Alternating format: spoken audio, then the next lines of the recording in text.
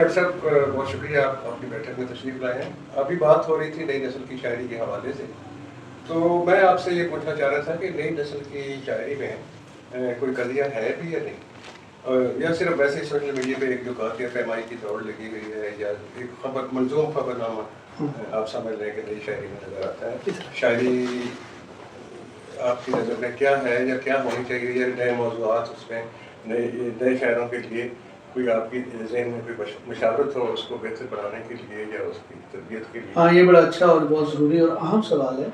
اس لیے ہے کہ شاعری جو ہے وہ روح اثر ہوتی ہے، گزرتے ہوئے عہد کا وہ ایک پیغام ہوتی ہے، ایک آئینہ ہوتی ہے.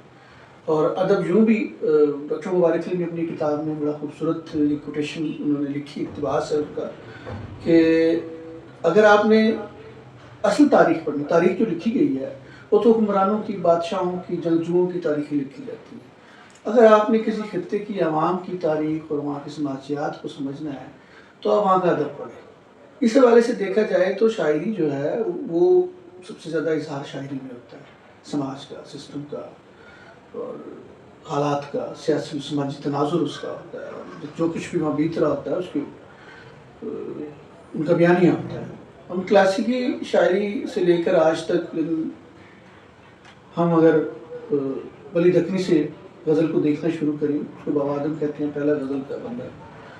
آج تک اگر غزل کے اگر مطالعہ کریں، اسپیشلی یہ سوشل میڈیا سے پہلے، یہ میں خاص طور پر مینشن کروں گا، تو ہمیں معلوم ہوتا ہے کہ ہر شاعر کا کوئی نہ کوئی قضیہ ہے، اس کو کوئی مسئلہ ہے جو اسے گہرائی اور گہرائی دونوں چیزیں فراہم کرتا ہے. اچھا، وہ اگر آپ 10 15 20 غزلیں پڑھیں کسی بھی شاعر کی اور آپ کو اس میں سے یہ معلوم نہ ہو سکے کہ یہ کہنا کیا جاتا ہے، اس کا پرابلم کیا ہے، تو اس کا مطلب یہ ہوا کہ وہ اچھا کاریگر ہے اور اس کو قافیہ لطیف کے ساتھ، بہر کے ساتھ اس کو کچھ وزن میں کرنا آتا ہے اور وہ یہ کر رہا ہے.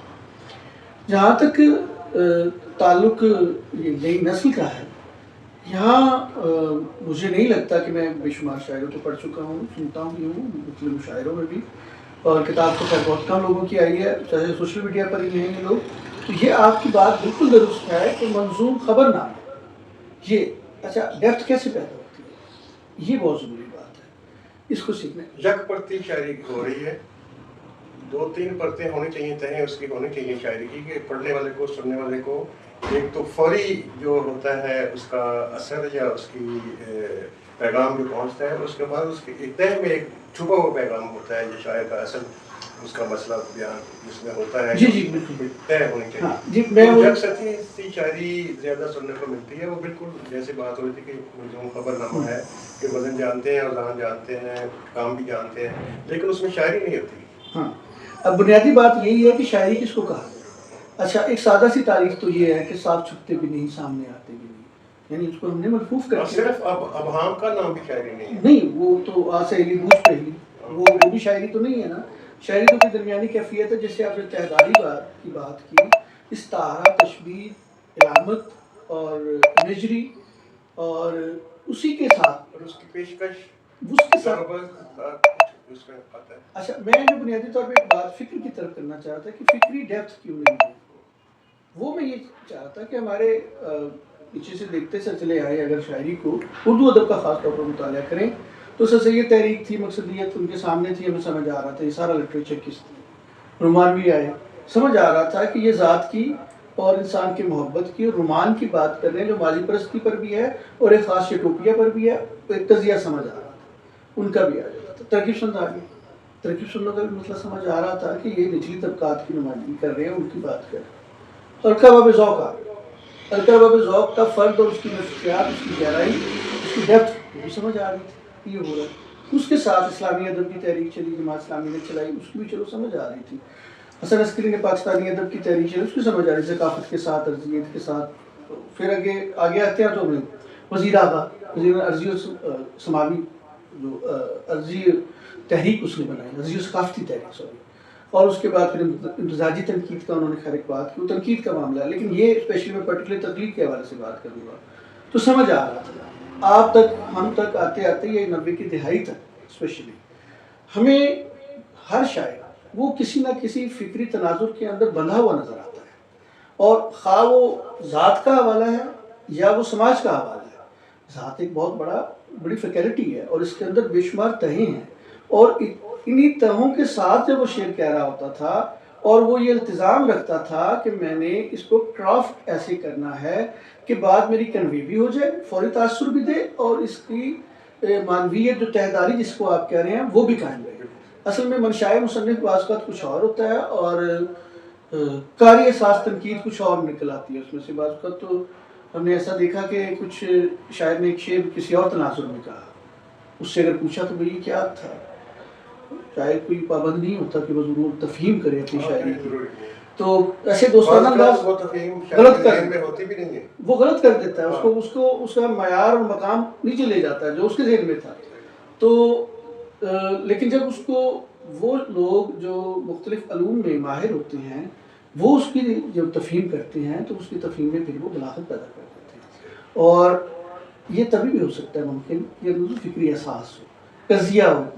آپ یہ ساری 21ویں صدی کی شاعری جتنے بھی دوست ہمارے لکھ رہے ہیں تو گہرا مطالعہ بہت ضروری ہے، یا تو ذاتی تجربہ اتنا مشاہدہ ہو، ریاضت ہو، ہاں مطالعہ ہو، بہت ضروری ہے یہ چیزیں تو۔ اور یہ داخلی اگر اظہار ہے ابھی تو اس کے لیے یا پھر اگر میر داخلیت کا شاعر تھا تو اس کا تو کرب بھی اتنا بڑا تھا، اس کے ساتھ جو زندگی نے سلوک کیا، عشق میں کیا، باپ نے کہا عشق کرو بیٹا عشق کرو، عشق میں دیوانہ وار کرتا رہا، جنگلوں میں چلا گیا، مثنوی آ کے لکھی، کرب میں زندگی گزاری، تو وہ شدت جو داخلیت کے ساتھ پیدا ہوتی ہے تاثیر بھی پیدا کرتی ہے۔ بالکل۔ اب میں نے اسی لیے کہا ہے کہ یہ دیکھا ہوا دکھ بیان کرتے ہیں، اپنا سہا ہوا نہیں کریں گے۔ یہ دکھ یا تو اس پہ بیتا ہوا ہو نا، تو وہ تجربہ جو اس میں سے جب شعر ڈھل کے آتا ہے وہ چاہے کسی کا بھی ہو، وہ بھی بولتا ہے، وہ بتاتا ہے کہ میری ظاہری شکل بھی یہ ہے اور میری مخفی بھی ہے، اس اخفاء کے اندر بھی بہت کچھ رکھا ہوا ہے، تو تہداری اس میں ہوتی ہے۔ باقی تو شاعری تو ایسی ہے، تہداری ہوگی تو وہ تاثیر اس میں پیدا ہوگی نا۔ بالکل، تصویر اگر نہیں ہے، اثر آپ پہ نہیں کر رہا شعر، تو اس کا مطلب ہے کہ وہ ایک تصویر تو ہے، پینٹنگ نہیں ہے۔ تصویر اور پینٹنگ میں جو فرق ہے، کیمرے کی تصویر کا اور ہاتھ سے بڑھائی ہوئی آرٹ کا جو ہوتا ہے، اس میں بہت فرق ہوتا ہے۔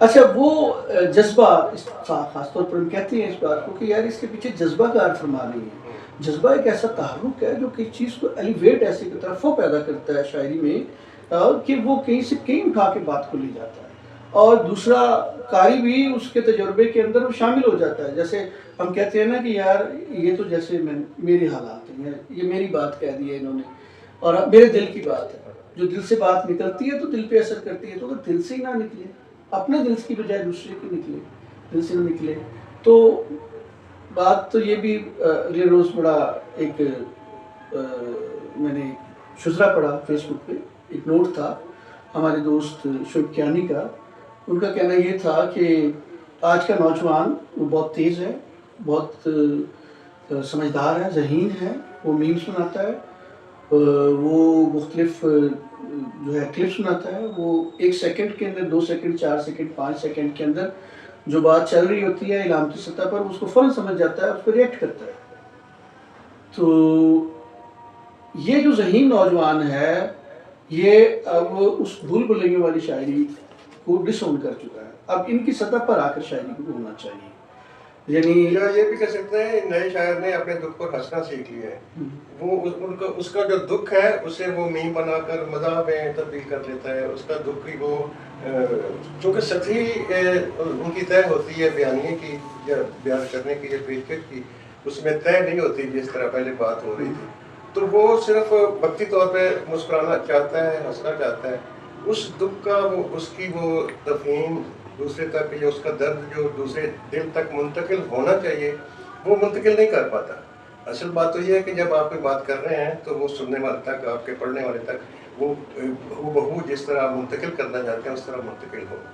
آرٹ تو یہی ہے نا، اگر آپ وہ بات نہیں پہنچا پا رہے تو اس کا مطلب ہے آپ کے ہنر میں کوئی کمی ہے۔ اچھا ہاں بالکل، اس کو اچھا میں یہ شعیب کیانی کے شجرے کے ریفرنس انہوں نے اگلی بات کی، انہوں نے کہا کہ جی یہ جو شعراء کی زبان اس قدر ادب ہے کہ اس سے بدک جاتے ہیں، اور یہ ان شاعروں کو خود سوچنا چاہیے کہ اب ان کو کس طرح لکھنا ہے۔ جہاں تک زبان کی تبدیلی ہے، زبان تو جب شروع ہوئی تھی خسرو سے لے کے اور آج تک زبان جامع چیز تو نہیں ہے، اس میں تبدیل ہو رہی ہے. ہر لفظ کا ایک خاندان ہوتا ہے، اس کی ہر لفظ کی ایک نفسیات ہوتی ہے. تو جو نیا شاعر جب شاعری کو شروع کرتا ہے تو وہ وہی سے شروع کرتا ہے، بڑی تکنی سے، بیر سے ہو تو غلط سے ہوتا ہے، اسی طرح کا لفظ بھی استعمال کرنا چاہ رہا ہے. آج کی زبان اور ہے ہماری اظہاریے کے لیے، ہم جو بول چال ہیں، ہم سادہ زبان ہے، اگر اسی کو ہم اپنا ذریعہ بنائیں تو اپنے دکھ کی ترسیل، اپنے بیان کی ترسیل، اپنے جو آپ کہنا چاہتے ہیں اظہاریہ، اس کی ترسیل آسانی سے ہو سکتی ہے. لیکن آسانی کی طرف آتے نہیں، لیکن کیونکہ آسان لکھنا مشکل ہوتا ہے. ہاں، سلیم ممتنع تو بہت مشکل کام ہے. اچھا نہیں، میں یہاں ایک مثال میں دینا چاہ رہا ہوں کہ آج جو شاعری ہو رہی ہے، آپ تک ہو رہی ہے، اور ہمارے اور معاصرین دوست ہیں وہ بھی کر رہے ہیں، ان کی زبان اصلی ہے. اگر زبان روئے اثر کے ساتھ تراکیب سے جان نہیں چھوڑائی ابھی تک انہوں نے.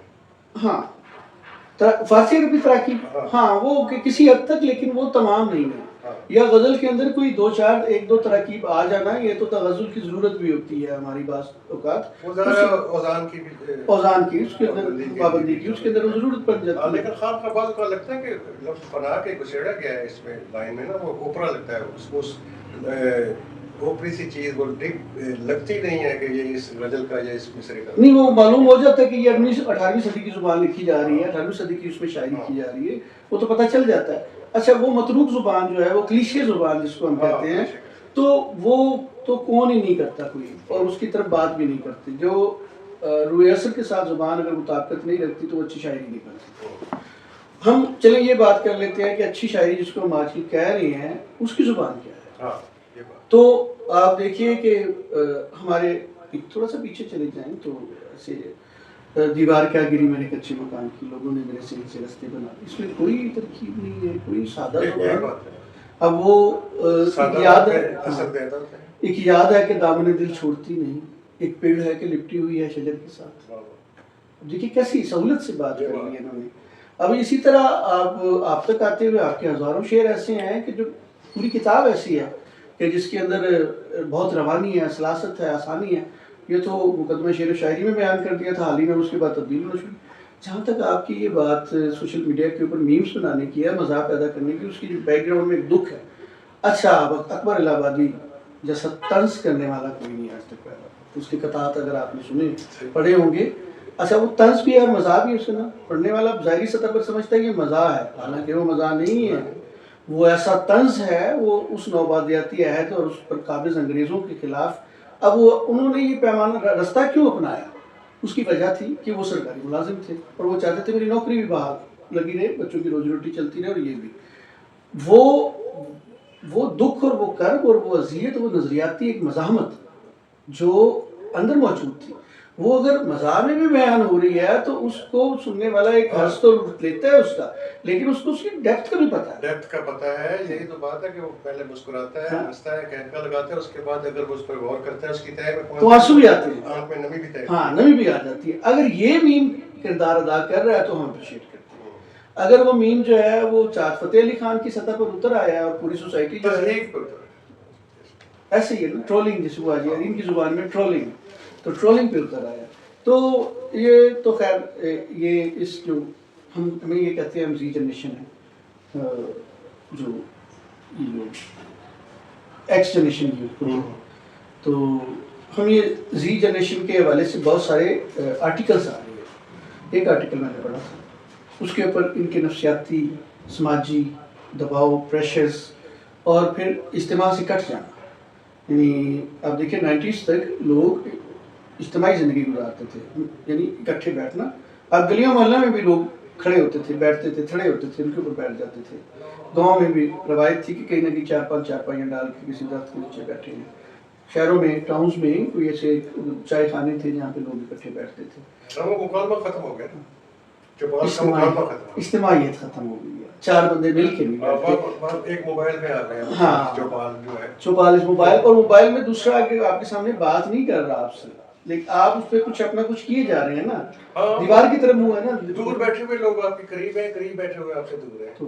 یہ ایک بڑا المیہ پیدا ہوا ہے. یہ المیہ ہے، بلکہ اس کو المیہ کہنا چاہیے کہ اگر ایک ہی گھر کے اندر 4 بہن بھائی ہیں تو وہ چاروں ایک مختلف فیز میں جا کے اور اپنے موبائلز یا لیپ ٹاپس اپنے کمپیوٹر یوز کر رہے ہیں اور دور بیٹھے ان سے بات کر رہے ہیں، گھر میں ماں باپ اور وہ چاروں بھائی بھائی، وہ بڑا اچھا. پھر وہ میں بات کروں گا اسی کی 90s دہائی تک کہ ٹی وی میں شام کو ایک ڈرامہ لگتا تھا اور وہ سارا گھر بیٹھ کے دیکھتا تھا، اور اس کے بعد وہ کھانا بھی وہی کھاتا تھا اور اس میں گفتگو بھی ہوتی تھی، خبریں بھی دیکھتے تھے، اور اس کے بعد پھر وہ اپنے اپنی خبریں، اور وہ ایک ٹائم ہوتا تھا.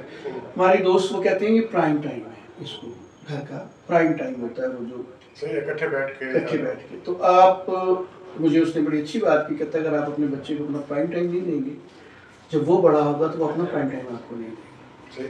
تو والدین تو وہ پرائم ٹائم دینے کو تیار ہیں اور دیتے ہیں، لیکن بچوں کے پاس پرائم ٹائم دینے کے لیے وہ سینس ہی نہیں، شعور نہیں رہا، وہ آگے ہی نہیں گئی، وہ اصل میں فکر پیچھے نہیں رہا.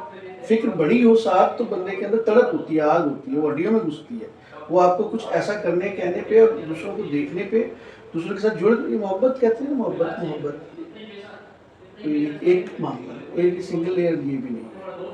اگر کسی کو ایک فرد سے محبت ہے نا تو اس کو افراد سے محبت کرنا آ جاتی ہے، افراد سے پھر اجتماع سے محبت آتی ہے کرنا، اجتماع سے پھر پورے سوسائٹی سے پھر انسان تک چلی جاتی ہے. یہ بات سنگتے جو پہلے جس طرح پہلے یہ ہمارا کلچر تھا اکٹھے بیٹھنا، صحبتیں ڈھونڈنا، بات کرنا، گفتگو کرنا، یہ صرف بات نہیں ہوتی تھی یا صرف قربت نہیں ہوتی تھی، ایک دوسرے کی وائبس ہم وصول کرتے تھے، ریسیو کرتے تھے، جس کے ہماری ذات پہ ہمارے اندر بھی اس کی تبدیلی آتی تھی اس سے، اور اپنے رشتے مضبوط ہوتے تھے. اب دور بیٹھے ہوئے موبائل پہ جو رشتے بن رہے ہیں وہ فیل وہ محسوس ہی نہیں کر سکتے قربت کی. تنہا بھی ہے، ہر بندہ اپنے اندر تنہا بھی ہے اور تنہائی بھی چاہتا ہے. بالکل ایسی ہے. سوشل میڈیا پہ بھی ہے کہ آپ دیکھ رہے ہیں اور تنہا بھی ہیں، اکیلے بھی ہیں، اور یہ بڑی خطرناک تنہائی ہے. یہ بڑی اچھی بات کی آپ نے، جو وائبس کی بات ہے. وائبس جو ہیں یہ واقعی اس کو سائنٹیفکلی پروف کیا گیا ہے کہ ہر شخص کے اندر سے گڈ وائبس اور سم ہاؤ بیڈ وائبس بھی ہوتی ہیں. شخصیت کا پتہ چلتا تھا، آپ جو ناپسندیدہ شخص ہے بے وجہ ناپسند نہیں ہوتا تھا، وہ وائبس اثر کرتی ہیں آپ پہ. حالانکہ کچھ نہ بگاڑا اس نے آپ کا، لیکن وہ ایسی آپ انکمفرٹیبل ہوتے ہیں، آپ کا اچھے لگتے ہیں، آپ کے بات کا ہو یا نہ ہو، تو وہ وائبس کو اثر کرتی ہے. تو وہ ہم وہ وائب سے کٹ گئے. بالکل یہ بالکل سوشل میڈیا نے ہمیں اس وائب سے ہمیں الگ کر دیا ہے، اور ہم بہت اکیلے ہو گئے. تنہا نہیں رہے، اکیلے ہو گئے، ایلینس ہو گئے نا، ایلینیشن. وہ جو تنہائی، لونلینس اور بات ہے اور ایلینیشن اور بات ہے. لونلینس تو سم ہاؤ کسی وجہ سے آپ کی جگہ تنہا ہو گئے، لیکن ایلینیٹ ہو جانا پوری سوسائٹی سے آپ کٹ گئے ہیں، اجتماع سے کٹ کے آپ ایلینیٹ ہے، اب ظاہر ہے تو اپنے آپ سے بالکل ایسوسیٹ نہیں کر پائے گا. معاشرے کے اندر سوشل اینیمل ہے، سوشل بینگ ہے، تو سوسائٹی کے اندر، سماج کے اندر وہ جو اس کی چلت ہے اس کے اندر اس کا کردار ادا کر رہا ہوگا، اس کے ساتھ ایسوسیٹ ہو رہا ہوگا، تو وہ سماجی انسان بن سکے گا. تو میں آپ کو وہ آپ کی جو دو تعلق والی ہوپ ہے نا، اس کی میں ایک ذاتی مثال ہے کہ مجھے کچھ دوست ہیں، ان سے نگ آتی ہے، پنجابی میں نگ آتی ہے، جس کا کوئی ترجمہ نہیں. اچھا، میں ان کے پاس کئی دکھ کے عالم میں، تکلیف میں، یا کسی بھی عالم میں وہاں جب اس کے پاس جا کے بیٹھتا ہوں دوست کے پاس، تو شاید ہم میں کچھ شاید اس پر ایک دو باتیں نہ بھی ہوتی ہوں، میں اس کو بیٹھ جاتا ہوں تو مجھے سنائی دیتی ہے، مجھے ایک اندر ایسا، آپ خاموش بھی ہیں لیکن آپ کی وائبز بیان کر رہی ہیں اور وہ ریفریش کر دیتی ہیں. میں جب اٹھ کے آتا ہوں تو مجھے لگتا ہے کہ میرا اندر بھرا ہوا ہے. تو یہ جو تعلق کی یہ سطح ہیں یہ نہ پیدا ہوتی جائے. تو میرے خیال میں یہ ضروری ہے کہ اس کے اوپر تھوڑا سا اس پہ بات ہوتی رہے گی.